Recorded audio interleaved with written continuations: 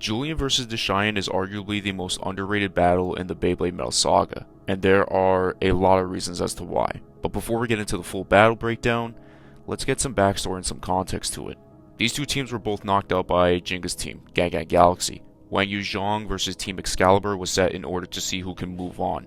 Both teams essentially getting another chance in the World Tournament. Dashan's team ended up getting swept and he was not able to battle Julian, leaving fans watching wanting that battle in the future, but it was up in the air. After Julian's battle with Damien, his chain was completely snatched. Not only that, but his entire businesses that his family built up were all purchased by Dr. Ziggurat and Hades Inc., leaving Julian almost no choice but to work for him. This changed everything for him and more importantly turned on his friends joining the enemy. Sophie and Wales ended up tagging along with Jinga and others to take down Spiral Force, but the first roadblock waiting for them was Julian. They decided to take him on, but more importantly talk to him to see if he can come back. He didn't budge and decided to cook the hell out of them. But before Julian could walk away, he turns around and sees Dashan waiting for him.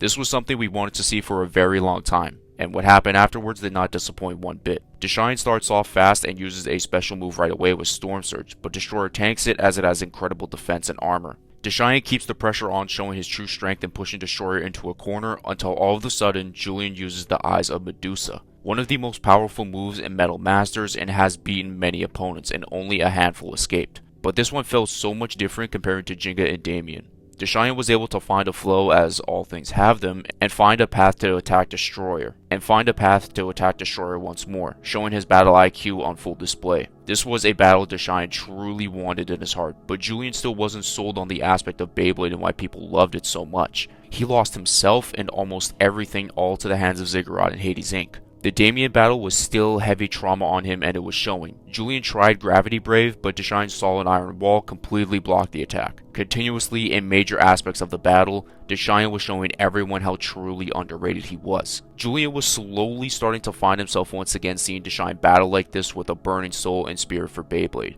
But he wasn't satisfied because he wanted to battle the Julian that was Team Excalibur's leader and one of the strongest bladers in the world. This version of him was merely half of him. With the support of Sophie and Wales, he was back and essentially reborn. He knew what rock bottom felt like, and sometimes you need that if you ever want to reach greater heights. It's happened for every athlete and in everyday life, it feels like. No matter what happens, you will fail. But it's about how you get back up and respond, and can you be greater than before? Excalibur was reborn and Julian was back. His spirit was higher than ever before, and now understanding why Beyblade is taken so seriously. Heavy blow after heavy blow, Zarafa and Destroyer are reaching their limit, and in one final attack from both sides to decide the battle was a Black Excalibur and Crushing Blast. The damage from before was already done, and Dashan walked out as the victor. Despite the loss, Julian found himself and was reborn through the grief, trauma, and embarrassment. A lot of that was due to Dashan and Team Excalibur helping him out. And what this did for Dashan was develop a new fanbase for him, because that is what sold me. To me, he was a guy that I wish got the Legendary Star Fragment, but it is what it is. This fight meant a lot for both bladers, but the one who needed it the most was easily, in my opinion, Julian. But Dashan has his case as well. Overall, I think this is easily one of, if not the most underrated battle in the Metal Saga. There was no plot armor, and it was will against will, and the better man that day won. Let me know what you guys think. Is this one of the most underrated battles in the Metal Saga, and where do you rank it? I quickly want to say this before I end the video.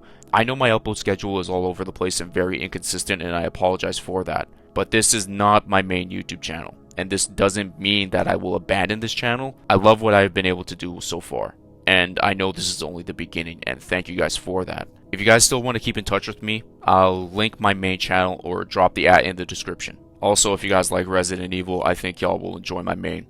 If you enjoyed this video, however, be sure to leave a like to help this video reach the YouTube algorithm, and subscribe to the channel for more content like this in the near future. I'll catch you guys in my next video. Peace out, and much love.